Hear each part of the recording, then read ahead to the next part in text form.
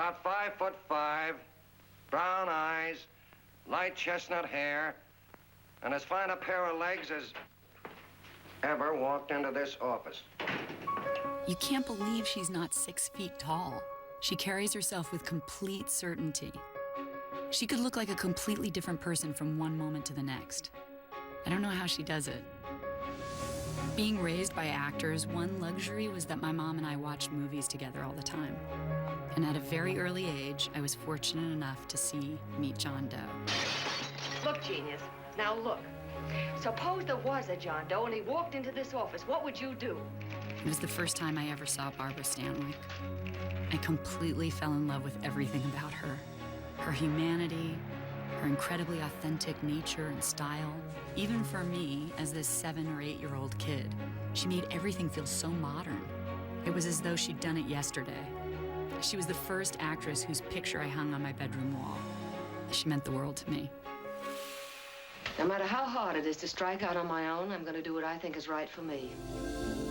Proud, dignified, and brilliant. Well, what do you know about that? One of the boys, and with an intellect that could create, frankly, the stigma and typecasting of one of those smart-talking actresses. Why, did somebody in your home play the piano? Anybody that had a nickel. Yet every single performance is a totally different energy. She's a filmmaker through her work. She tells the whole story of the movie in her performance. I don't see why I have to do all the dirty work. There must be plenty of rich old dames just waiting for you to push them around. You find him, I'll push him. She obviously had a very brilliant and intelligent sense of humor, and she just had her timing down. And she knew how to play her partner and make them wonder what she was going to do next. Comfortable? Yes, very. She brought us the sassiest, most selfish, hilarious character in The Lady Eve, where she's the card shark playing Henry Fonda, the rich guy without any street smarts. And to see that woman on the train on their honeymoon recounting for him all the lovers she's had is one of my favorite scenes ever in any movie. I wonder if now would be the time to tell you about Herman. Herman? Herman? Who was Herman? Bum, bum, bum, bum. And in Ball of Fire, this wild, hilarious sexual dynamo teaches elderly professors how to dance. Hiya, Foxy, come on, hook on. She's so delightful. I mean, she made any comedy work. Excuse me. But it was the same authenticity that made her able to do dramatic films. I want you to be nice to me. Like the first time you came to the house. When you watch Double Indemnity, somewhere your morals as an audience get completely mixed up. Only sometimes you wish he was dead. Perhaps I do. And you wish it was an accident. And you had that policy for $50,000. Is that it? Perhaps that too. As she's plotting to take out a life insurance policy on her soon-to-be murdered husband, you're worried for her, you're worried she'll be found out, you're feeling both protective of and horrified by her. There's that tracking shot through the shop of her and Fred McMurray, and she takes my breath away.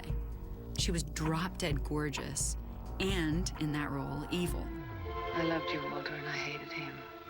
But I wasn't going to do anything about it, not until I met you. You planned the whole thing. I only wanted him dead. It's terribly confusing, thanks to how seamless she is at manipulating us. Even we, the viewers, are the victims in Double Indemnity. I remember as a kid, my school bus would drive over Coldwater Canyon every day in Beverly Hills, and the elderly gentleman bus driver would point and say, "You see that house? Stanwyck lives there." I was mesmerized. To me, inside that home was not only a great actor, but an outspoken, fearless female voice. And I loved feeling her bravery, as though she's saying, who cares if they judge my characters, if they think I'm a murderer, a bad mother, an over-sexualized manipulator, or a liar? Nobody was gonna put her character down. Protecting who the character was and wanting them to be understood despite their choices. That was far before its time. But Stanwyck did it. And it's that kind of bravery that still inspires me to never categorize myself in the career choices that I made. This scene in Stella Dallas is the most incredible lesson in acting. Just watch the way she plays this moment. She's watching her own daughter, who she loves more than anything in the world, get married through a window. She's basically given up her daughter because she wants her to be brought up in a manner that she believes she can't provide, because she's so beaten from being one of the have-nots. You too, lady. Oh, please, let me see her face when he kisses her, please. And that is just so beautiful. She comes with more dignity in her little finger than any rich woman ever could, and yet she still thinks that she has to ask permission to watch her daughter deliver her vows. Ugh, that is what's so heartbreaking about that moment. You've just learned everything you need to know about her character, and it's so understated and so human. It's just one of the great performances of all time. That movie kills me.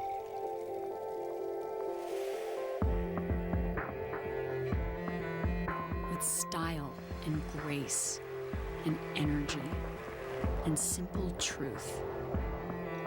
With brilliant humor, going from genre to genre, she transformed herself into all characters, a filmmaker first as an actor. That really speaks to her profound gift. She's the every woman, and she's our screen legend. And in my office, to this day, I stare at a picture of Barbara Stanwyck on my wall. She's my inspiration. For Turner Classic Movies, I'm Laura Dern.